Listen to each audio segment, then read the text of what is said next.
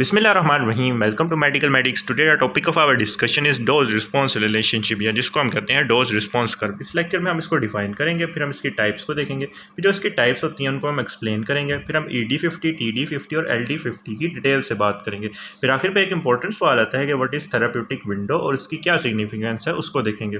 So start करते हैं। सबसे पहले डेफिनेशन की बात करें तो नाम से ही जाहिर है कि डोज रिस्पॉन्स का क्या मतलब है कि किसी भी ड्रग की डोज की वजह से जो वो इफेक्ट प्रोड्यूस करेगा उन दोनों के दरमियान जो रिलेशनशिप होता है उसको हम कहते हैं डोज रिस्पॉन्स रिलेशनशिप। तो डेफिनेशन क्या होगी? The relationship of a dose to response can be illustrated as a graph, जिसको हम कहते हैं डोज रिस्पॉन्स कर्व। अब टाइप्स की बात करें तो इसकी दो टाइप्स होती हैं, एक होता है ग्रेडेड डोज रिस्पॉन्स कर्व और एक होता है क्वांटल डोज रिस्पॉन्स कर्व। अब जो ग्राफ हम प्लॉट करेंगे ना, उस पर एक्स एक्सिस के अलॉन्ग हम लेते हैं कंसंट्रेशन ऑफ ड्रग या फिर कोई भी हार्मोन, जबकि वाई एक्सिस के अलॉन्ग हम उसका रिस्पॉन्स लेते हैं। फॉर एग्जांपल रिस्पॉन्स हमारे पास एंजाइम की एक्टिविटी भी हो सकता है, ठीक है। सेकेंड मैसेंजर्स की अक्यूमुलेशन को भी कह सकते हैं, मेम्ब्रेन पोटेंशियल भी हो सकता है रिस्पॉन्स, सिक्रीशन ऑफ हार्मोन भी हो सकता है रिस्पॉन्स, और हार्ट रेट या कंसंट्रेशन कॉन्ट्रैक्शन ऑफ मसल भी हमारे पास रिस्पॉन्स हो सकता है। क्योंकि मुख्तलिफ ड्रग ने मुख्तलिफ तरह के रिस्पॉन्स प्रोड्यूस करने होते हैं। कुछ ने एंजाइम की एक्टिविटी को इंक्रीज करवाना है, कुछ ने हार्ट की कॉन्ट्रैक्टिलिटी को इंक्रीज करवाना है, मसल कॉन्ट्रैक्टिलिटी को इंक्रीज करवाना है। तो वाई एक्सिस के अलॉन्ग हम रिस्पॉन्स को लेते हैं, क्योंकि वेरिएबल हो सकता है। अब इस कर्व को समझने से पहले ना हम मिनी कैटसन की एक डायग्राम समझते हैं। अब इस कर्व के अंदर देखो तो एक्स एक्सिस के अलॉन्ग हमारे पास है ड्रग की डोज, यानी यहाँ पे हमारे पास है ड्रग की डोज, जबकि वाई एक्सिस के अलॉन्ग है उसका रिस्पांस। फॉर एग्जांपल वो रिस्पांस प्रोड्यूस कर रहा है चेंज इन हार्ट रेट, ठीक है। तो जब हम ड्रग की डोज इंक्रीज करते जा रहे हैं, यहाँ पे देखो ना डोज 0 से 10 हुई तो हमारे पास जो इफेक्ट है वो 20 पे चला गया, ठीक है। अब जब हम कंसंट्रेशन को इंक्रीज़ करते जा रहे हैं, ये डोज को इंक्रीज़ करते जा रहे हैं, तो रिस्पांस इंक्रीज़ होता जा रहा है। अब यहाँ पे देखो तो ये वाले दो ऐसे डैशेस शो की हुई हैं। ये क्यों शो की हुई हैं? क्योंकि हमें कंसंट्रेशन बहुत ज़्यादा इंक्रीज़ करनी पड़ रही है। जब हम डोज को इतना आगे ले जाएंगे ना, तो ये ग्राफ कुछ इस तरह से आएगा, जो मैंने पीछे ड्रॉ किया था ना, दोबारा से दिखाता हूँ। तो ये ग्राफ कुछ इस फॉर्म के अंदर आ जाएगा, जिसमें हम कंसंट्रेशन को अंटिल 200 ले जाते हैं, फिर जाकर हमारे पास ये वाला मैक्सिमल इफेक्ट प्रोड्यूस होता है। यानी यहाँ पे मैक्सिमल इफेक्ट है ना, तो मैक्सिमल इफेक्ट को प्रोड्यूस करने के लिए हमें कंसंट्रेशन बहुत ज़्यादा इंक्रीज करनी पड़ती है। तो इस वजह से हम कहते हैं अगर आप कहें कि हम ये वाली जो वैल्यूज़ हैं उनको छोटा कर दें, कि अगर हम 0 से ले जाएँ 50 पे, फिर 50 से 100 का स्केल लें, तो इस सूरत में ग्राफ कुछ इस फॉर्म में आ जाएगा।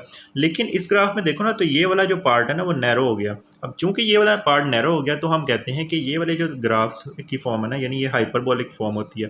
तो ये वाली जो ग्राफ की फॉर्म है ना, ये प्रेजेंटेबल या मैनेजेबल नहीं होती। तो इस सूरत में हम क्या करते हैं कि हम इन जो ड्रग की डोज हम एक्स एक्सिस के लॉन्ग ले रहे हैं ना, इसका हम लॉग ले लेते हैं।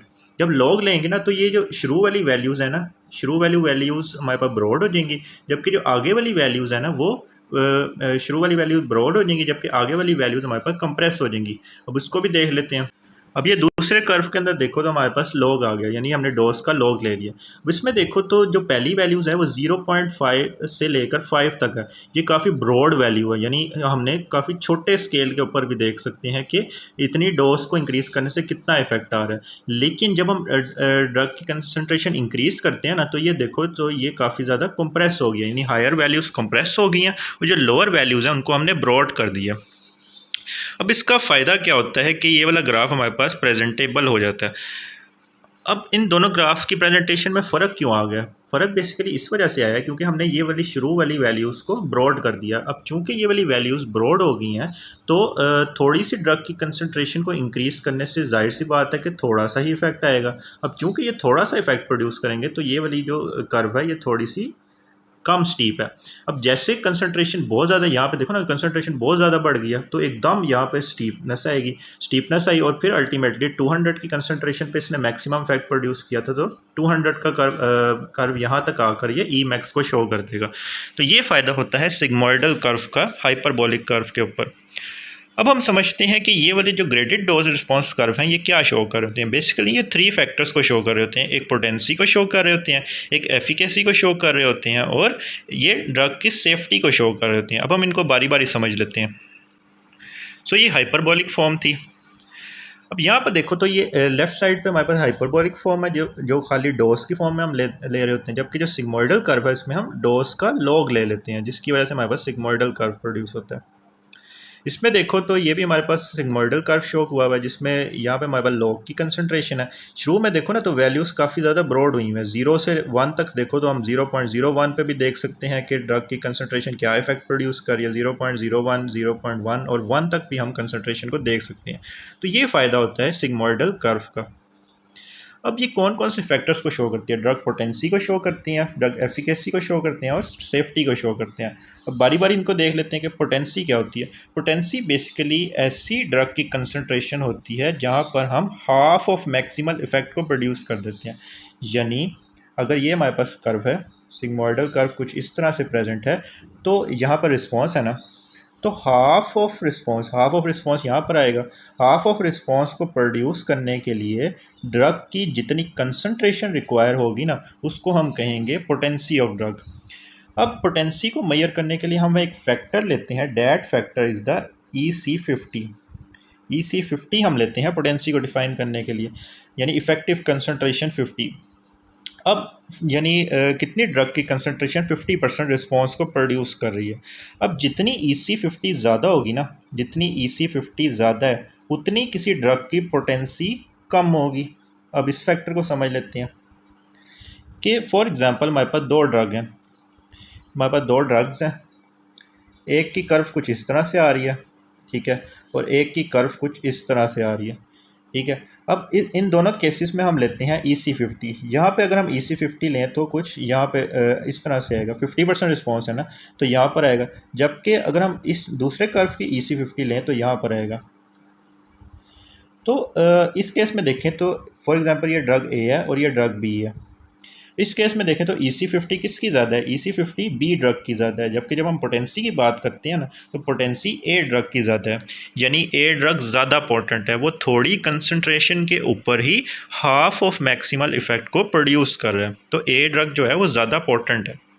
अब कौन से फैक्टर पोटेंसी को डिफाइन कर रहे होते हैं? किसी भी ड्रग की अफिनिटी रिसेप्टर के ऊपर और उसकी एफिकेसी, एफिशिएंसी, यानी वो किस एफिशिएंसी के साथ ड्रग और रिसेप्टर का इंटरेक्शन हो रहा है, उसको हम एफिशिएंसी कहते हैं। फिर आता है कि शेप ऑफ कर्व और पोटेंसी का क्या रिलेशन है। जितनी ज़्यादा स्टीप कर्व होगी उतनी ही ज़्यादा हमारे पास पोटेंसी होगी, यानी वो उतनी ही थोड़ी कंसंट्रेशन के ऊपर half of maximal effect produce कर रहा है। इसको हम ग्राफिकली कुछ इस तरह से प्रेजेंट करेंगे कि हाफ ऑफ मैक्सिमल प्रोड्यूस करने में, यानी हाफ ऑफ मैक्सिमल प्रोड्यूस करने में हमारे पास इतनी कंसंट्रेशन लग रही है। लेकिन अगर कोई दूसरा ड्रग होता है, फॉर एग्जांपल इसको हम ब्लू से शो करें, तो यहाँ पे देखो तो इस केस में अगर पोटेंसी को देखो तो इस केस में पोटेंसी EC50 आगे की तरफ चला गया ना, तो जितनी EC50 ज़्यादा होगी उतनी पोटेंसी कम होगी। तो जितना ज़्यादा स्टीप कर्व होगा उतनी ही ज़्यादा हमारे पास पोटेंसी होगी, क्योंकि वह स्मॉल डोज पे ही ज़्यादा हाफ ऑफ मैक्सिमल इफेक्ट को प्रोड्यूस कर रहा होगा। अब इस कर्व को समझो कि ये हमारे पास एक कर्व है A ड्रग की और ये दूसरी B ड्रग की। अब इस केस में अगर हम दें ना EC50, तो हाफ ऑफ मैक्सिमल इफेक्ट को प्रोड्यूस करने में A ड्रग की इतनी कंसंट्रेशन लग रही है, लेकिन B कर्व को देखो तो half of maximal effect produce करने में उसकी इतनी कंसंट्रेशन लग रही है। तो EC50 B ड्रग की ज़्यादा है A से। लेकिन जब हम पोटेंसी की बात करते हैं तो A is more potent than B। क्यों मोर पोटेंट है? क्योंकि वो थोड़ी ड्रग कंसंट्रेशन के ऊपर हाफ ऑफ मैक्सिमल इफेक्ट को प्रोड्यूस कर रहा है। तो इसकी पोटेंसी हम क्या कहते हैं कि इसकी पोटेंसी ज़्यादा है। फिर आती है एफिकेसी। एफिकेसी बेसिकली होती है कि कितने हद तक वो रिस्पॉन्स जनरेट कर रहा है, यानी अगर मैक्सिमल इफेक्ट वो 100% शो कर रहा है तो हम कहते हैं कि इसकी एफिकेसी ज़्यादा है। अगर मैक्सिमल इफेक्ट वो 80% शो कर रहा है तो हम कहते हैं कि इसकी उससे कम है। अब पोटेंसी एफिकेसी की एग्जांपल को समझने से पहले ये वाला कर्व समझो। इसमें देखो तो A ड्रग की जो एफिकेसी है वो यहाँ तक आ रही है, लेकिन जो B ड्रग है वो यहाँ तक शो कर रही है। फॉर एग्जांपल अगर हम यहाँ पर वैल्यूज़ लें तो A ड्रग की एफिकेसी 80% है, जबकि B ड्रग की एफिकेसी 100% है। तो जाहिर सी बात है कि B is more efficient than A। अगर अब मैं आपसे कहूँ कि इस केस में जो हमारे पास है पोटेंसी वो कितनी है, पोटेंसी की बात कर लेते हैं। अब 50% देखो तो इसका यहाँ पर आ रहा है, ठीक है, और इसका यहाँ पर आ रहा है। तो EC50 B ड्रग का ज़्यादा है तो ये क्या होगा, कम पोटेंट होगा। जबकि EC50 A ड्रग का कम है तो ये ज़्यादा पोटेंट होगा। अब आती हैं इसकी एग्जांपल्स पोटेंसी एंड एफिकेसी की। Aspirin is less potent as well as less efficacious than morphine, ये एग्जांपल याद कर लो, या फिर एक ये वाली furosemide is less potent but more efficient than metolazone. Metolazone से ज़्यादा लेस पोटेंट होता है और लेकिन मोर एफिकेशियस होता है फ्यूरोसिमाइड। ये दो एग्जांपल्स याद कर लो। फिर हमने तीसरा फैक्टर पढ़ा था ना कि तीन फैक्टर्स थे, एक पोटेंसी को डिफाइन कर रहे होते हैं ये वाले कर्व, और एक एफिकेसी को डिफाइन कर रहे होते हैं, तीसरा ड्रग सेफ्टी को डिफाइन कर रहे होते हैं। कैसे डिफाइन कर रहे होते हैं उसको समझ लेते हैं। फॉर एग्जांपल हमारे पास दो कर्व हैं, एक ये ए कर्व है और एक बी कर्व है। अब यहाँ पर हमें पता है कि डोज प्रेजेंट है और यहाँ पर रिस्पॉन्स प्रेजेंट है। अब स्टीप कर्व प्रेजेंट है। स्टीप कर्व क्या शो करती है कि अगर हम ड्रग की कंसंट्रेशन को थोड़ा सा भी इंक्रीज कर दें ना तो रिस्पॉन्स बहुत ज़्यादा जनरेट हो जाता है। जबकि अगर हम बी कर्व को देखें तो हम ये इसमें हम देख सकते हैं कि जितनी हम ड्रग की कंसंट्रेशन इंक्रीज करें तो रिस्पॉन्स में थोड़ा थोड़ा इफेक्ट आई जा रहा है।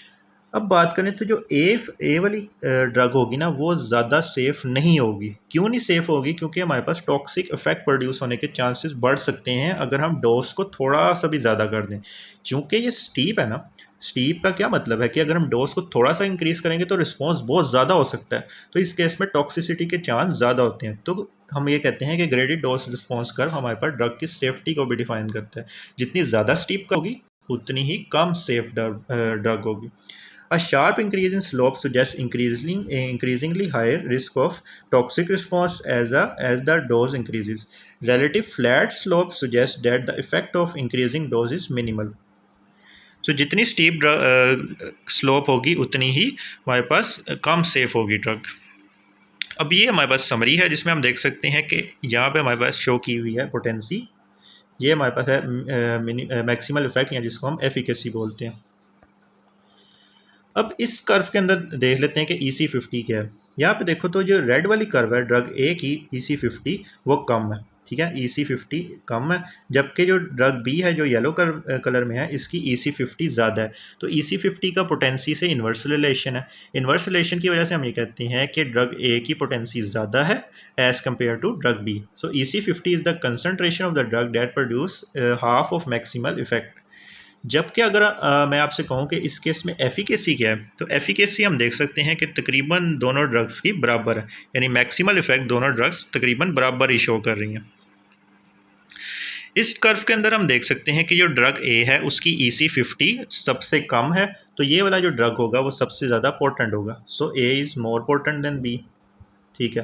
फिर आता है बी कर्व। बी की जो EC50 है वो इंटरमीडिएट है सी और डी ए के दरमियान।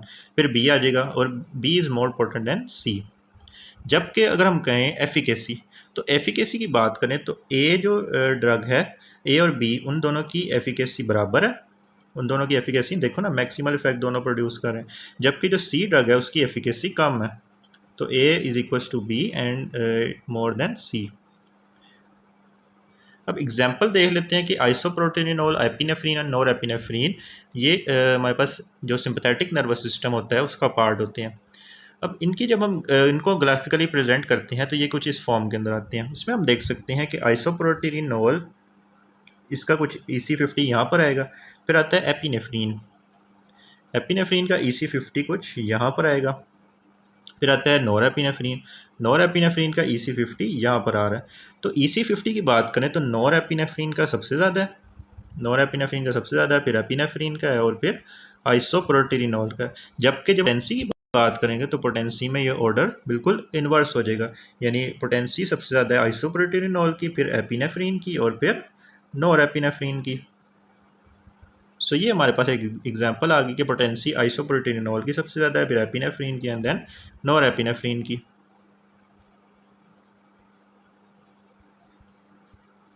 So isoproterenol, epinephrine, norepinephrine all interact with same receptor and produce same maximal effect। हाँ, इसमें मैक्सिमल इफेक्ट भी देखो तो मैक्सिमल इफेक्ट दोनों तीनों सेम प्रोड्यूस कर रहे हैं। Thus, the isoproterenol, epinephrine, and norepinephrine are equally effective because all activate the same number of receptors and are described as full agonist.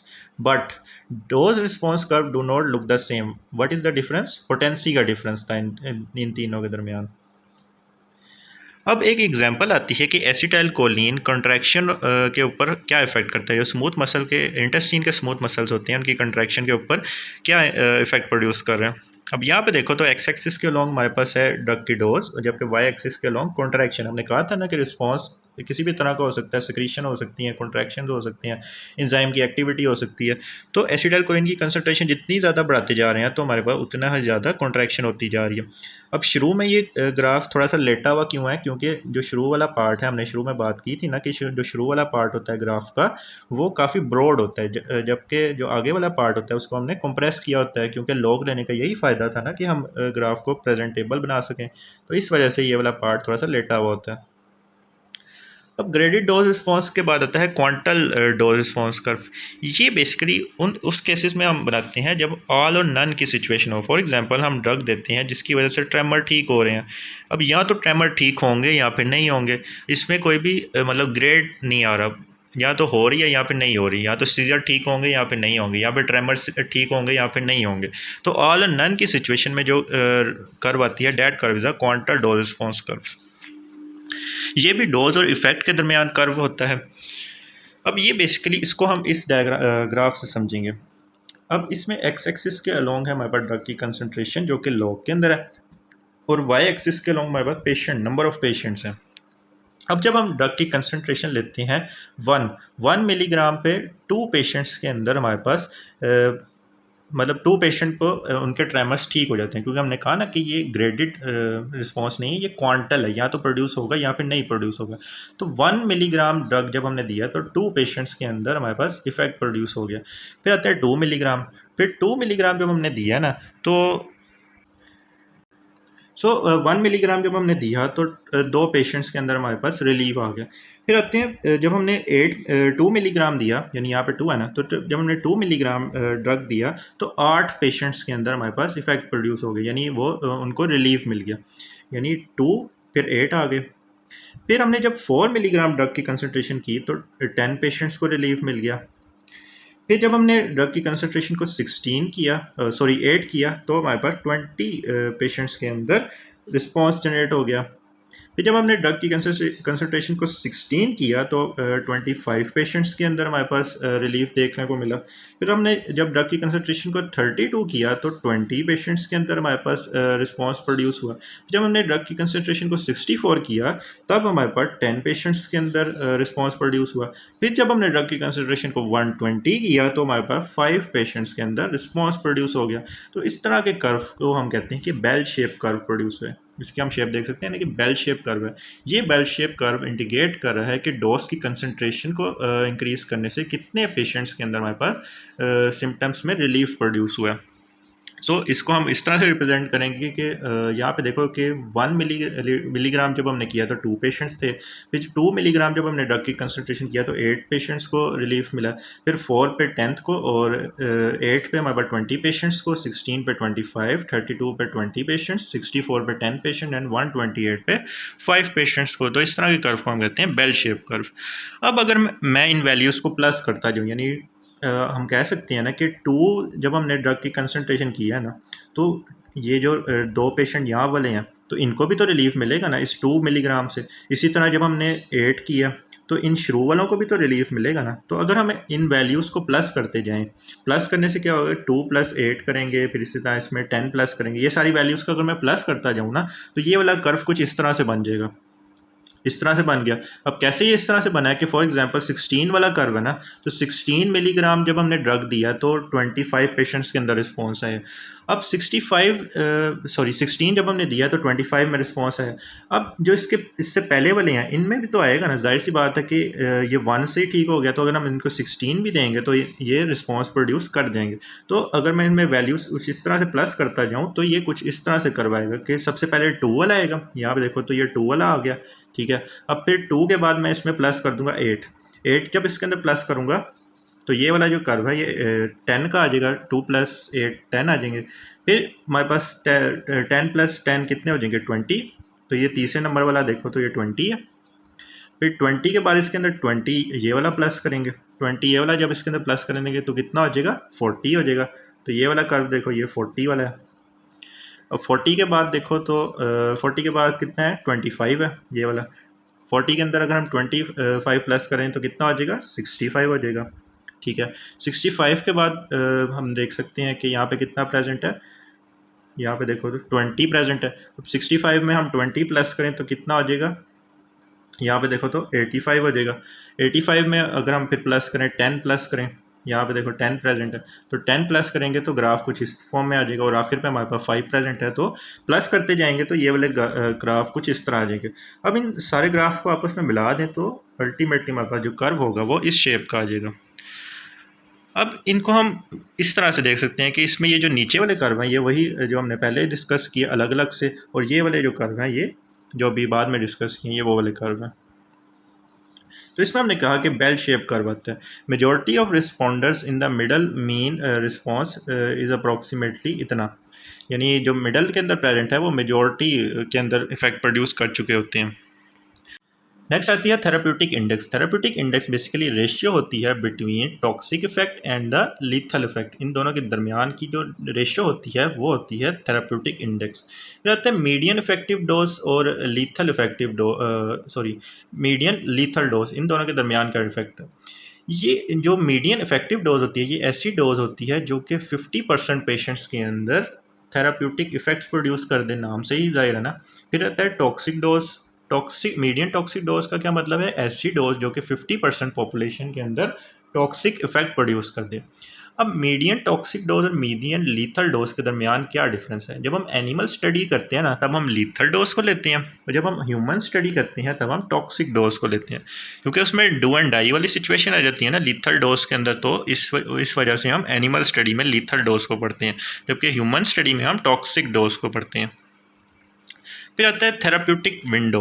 Therapeutic window is a ratio between minimal effective dose to the minimal toxic dose, यानी ऐसी drug की concentration जिस पे थोड़े से effective मतलब थोड़ा सा हमारे पास थेराप्यूटिक इफेक्ट प्रोड्यूस होने लग जाए उसको हम कहेंगे मिनिमल इफेक्टिव डोज। जबकि मिनिमल टॉक्सिक डोज कंसनट्रेशन को हम क्या कहेंगे कि ऐसी कंसनट्रेशन होगी जिस पे थोड़े से टॉक्सिक इफेक्ट प्रोड्यूस होने लग जाए। तो इन दोनों के दरमियान जो डिफरेंस होता है उसको हम कहते हैं थेराप्यूटिक विंडो।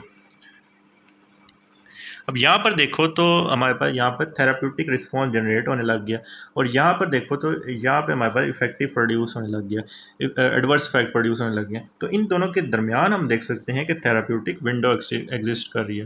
तो therapeutic window is the ratio between minimal effective concentration to the minimal toxic concentration, यहाँ पे डोज। अब ये जो हमने पढ़ा है ना कि toxic dose, lethal dose, effective dose, ये किस लिए हमारे काम आएगी। ये बेसिकली हमारे पास जो डिसीजन मेकिंग है ना कि हमने कोई भी ड्रग यूज़ करनी है या नहीं करनी, उसमें हेल्प करती है थेराप्यूटिक इंडेक्स। ये थेराप्यूटिक इंडेक्स को ना हम सेफ्टी मार्जिन भी कहते हैं। क्यों सेफ्टी मार्जिन कहते हैं, क्योंकि जिन ड्रग्स की थेराप्यूटिक इंडेक्स लार्जर होती है वो वाले ड्रग्स सेफ़ होते हैं, लेकिन जिनकी थेराप्यूटिक इंडेक्स नैरो होती है ना उन ड्रग्स को हम कहते हैं कि ये वाले ड्रग्स सेफ़ नहीं है। अब इसको समझ लेते हैं। इसमें देखो तो जो इफ़ेक्टिव डोज और लीथल डोज के दरमियान डिफरेंस है, इफ़ेक्टिव डोज और लीथल डोज के दरमियान जो डिफरेंस है वो ज़्यादा है। तो हम ये कहते हैं कि ये वाला जो ड्रग है ना ये रिलेटिवली सेफ़र है। अब ये वाला केस देखो, इस केस में देखो तो ये वाला जो डिफरेंस है ये काफ़ी कम है। तो इस वजह से हम ये कहते हैं कि इस ड्रग की जो सेफ्टी है वो कम है। चूँकि थेराप्यूटिक इंडेक्स के फार्मूले के अंदर आ रहा है ना कि ऊपर वाली साइड पर लीथल डोज है। अब लीथल डोज जितनी ज़्यादा है, ठीक है, लीथल डोज जितनी ज़्यादा है उतनी ही ज़्यादा थेराप्यूटिक इंडेक्स है। यहाँ पे देखो तो लीथल डोज ज़्यादा है, तो हम ये कहते हैं कि जो थेराप्यूटिक इंडेक्स है वो वाइड है। जब जितनी ज़्यादा थेराप्यूटिक इंडेक्स होगी उतनी ही ज़्यादा कोई भी ड्रग सेफ़ होगी। क्यों सेफ़ होगी कि अगर हम ड्रग की कंसनट्रेशन थोड़ी सी ज़्यादा कर भी दें तो टॉक्सिक इफेक्ट तो प्रोड्यूस होने में काफ़ी ज़्यादा ड्रग की कंसनट्रेशन चाहिए। और यहाँ पर देखो तो अगर हम थोड़ी सी भी इंक्रीज़ कर रहे हैं ना, थोड़ी सी यानी मैक्सिमल से थोड़ी सी भी हमने इंक्रीज़ किया तो यहाँ पे देखो तो लीथल इफेक्ट्स प्रोड्यूस होने लग गए हैं। तो इस वजह से हम ये कहते हैं कि ये वाला ड्रग सेफ नहीं है। हमारे पास कॉन्सेप्ट आता है केडी और स्पेयर रिसेप्टर्स का। तो स्टार्ट करते हैं केडी की बात करें तो केडी बेसिकली ऐसी ड्रग की कंसनट्रेशन होती है जिसपे हाफ ऑफ रिसेप्टर्स के ऊपर ड्रग बाइंड हो जाए, यानी concentration of drug required to bind 50% of receptors, इसको हम केडी बोलते हैं यहाँ पे डिसोसिएशन कांस्टेंट।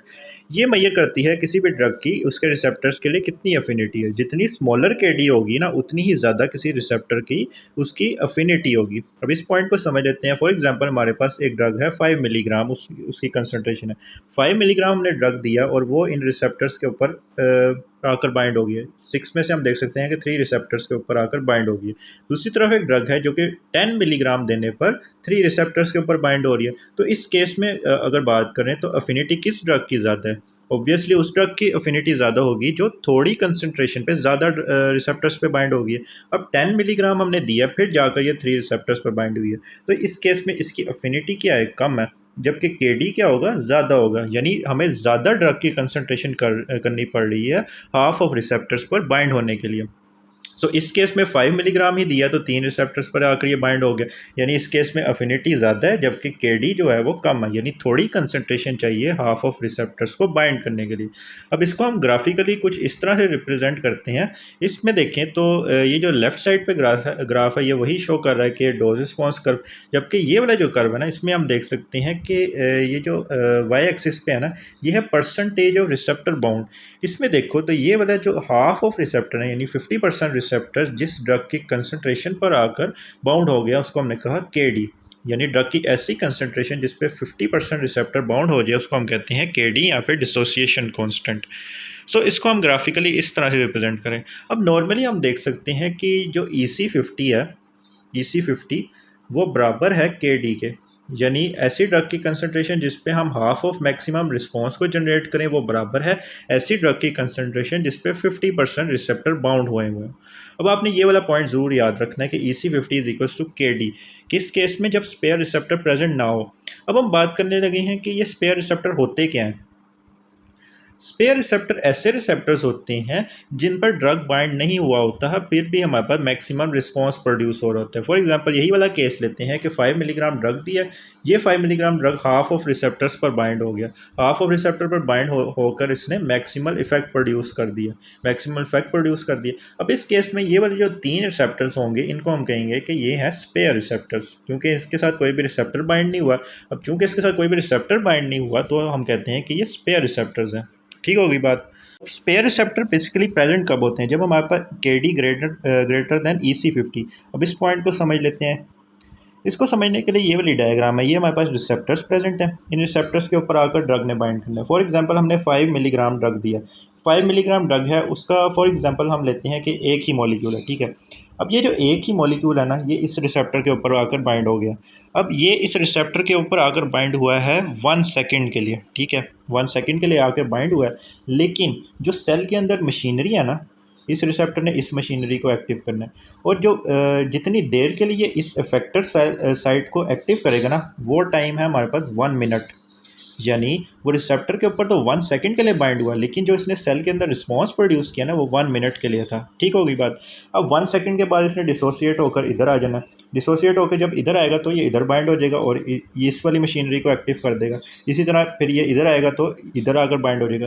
तो 3 सेकेंड्स के अंदर हम देख सकते हैं कि ये हाफ ऑफ रिसेप्टर्स के ऊपर बाइंड हो गया, और हाफ ऑफ रिसेप्टर्स के ऊपर जब ये बाइंड हो गया तो इसने मैक्सिमल इफेक्ट भी प्रोड्यूस कर दिया।